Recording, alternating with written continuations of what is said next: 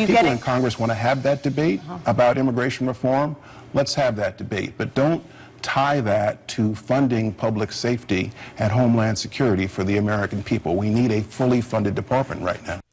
Homeland Security Secretary Jeh Johnson on CNN saying funding for the president's immigration plan should not be tied to funding for public safety and Homeland Security. And gee, I thought all along border security was Homeland Security. Let's continue our conversation now. Senator Ron Johnson of Wisconsin, leading that bipartisan delegation, is down on the border in McAllen, Texas. That's where he joins us via telephone. We also welcome in from Newsmax Washington, Jack Burkman, the conservative strategist and host of the radio program Behind the Curtain. Jack, thanks for stepping out from behind the curtain and joining us on camera this morning. We appreciate that. Ron Johnson, I just have to get back to something you said before the break. Senator, you were talking about what Border Patrol agents had to say to you about illegals coming in complaining the distance they had to walk to the buses. Did I hear that right? Yeah, and how long they had to sit and wait by their campfire until Border Patrol picked them up. So again, they were coming across the border and they wanted to be apprehended so that we would detain them for a couple days, couple weeks, and then they'd get an adjudication process, and then they'd be dispersed around America, knowing full well that they were able to stay. And just let me also quick respond. Senator, let me quick respond to Secretary Johnson, though, too. It is the Democrats that have blocked our ability to put a bill to fund DHS. We want to do that. We want to keep our nation safe. The Democrats in the Senate have blocked our ability to bring a bill onto the floor for debate, try and find the compromise, try and find the common ground. You know, in some sense, Senator, what is so complicated about this? I mean, if you were president, if I were president, if J.D. were president, there's an easy way to handle this, isn't there? I mean, Obama could call the president of Mexico and say, look, we've got thousands of children coming over the border. The U.S. military is going to bring them back. Why not have the Mexican military, Mexican police on the other side? We'll do a handoff. The Mexican military has got to begin policing this area. In some sense, if they don't, the U.S. Army might have to cross the border and police their area for it. Maybe we can argue Article 51, self-defense, right?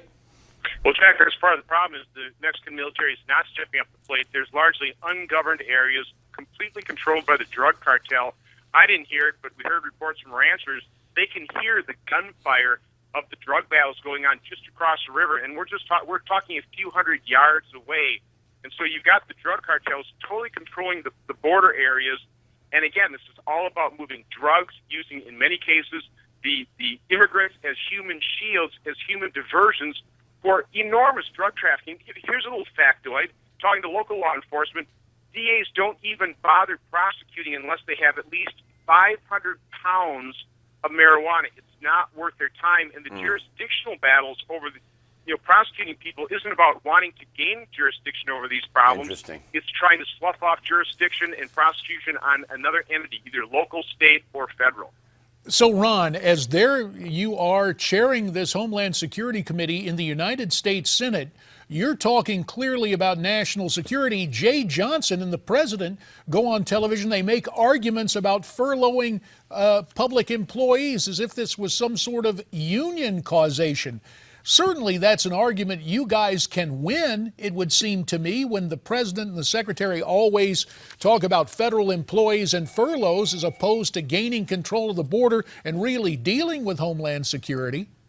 Well, Jay, the only way I know how to win is to try and lay out the reality, lay out the facts. We had a hearing on executive amnesty. We talked about some of the problems, how the agency charged with USCIS would be overwhelmed by President Obama's executive order.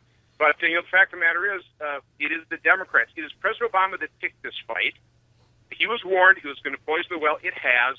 And it's Democrats that are blocking us even considering a funding bill on the Senate. They will give them a chance for open amendments. We can vote on these things. That's how you find some compromise on this. It is Democrats that are playing politics and preventing us. Senator, let me ask you this. Some great information this morning. Wow, but let me ask you this. Do you think McConnell and Boehner, the two leaders, at the end of the day, have the guts to do a shutdown over this? I think it's going to come down to this. I don't think Democrats in the Senate are going to be the issue. I think McConnell and Boehner will be the issue. I'm worried about our guys on top. What do you think? About a minute remains, Ron. In the aftermath of Charlie Hebdo, understanding the security threats that this nation faces, I tell you what, I don't want to be looking at a shutdown. I don't want to be playing brinkmanship here. I would like to fund the department. I do not want to fund President Obama's executive amnesty because it is going to create the incentives for more illegal immigration, for more drug trafficking. It exacerbates the problem. Guys, it's a tough argument to win when we're facing the dangers we really face in this nation. Fair enough. Senator Ron Johnson via telephone from McAllen, Texas. As the border tour continues for you, sir, we thank you for your time this morning, and we hope to talk to you again in the not-too-distant future. Have a great day. And as we continue, Jack will stay here to handle co-hosting duties. We'll also call in our old friend Frank Gaffney to talk national security. America's Forum continues from Newsmax TV Central and from Newsmax Washington right after this.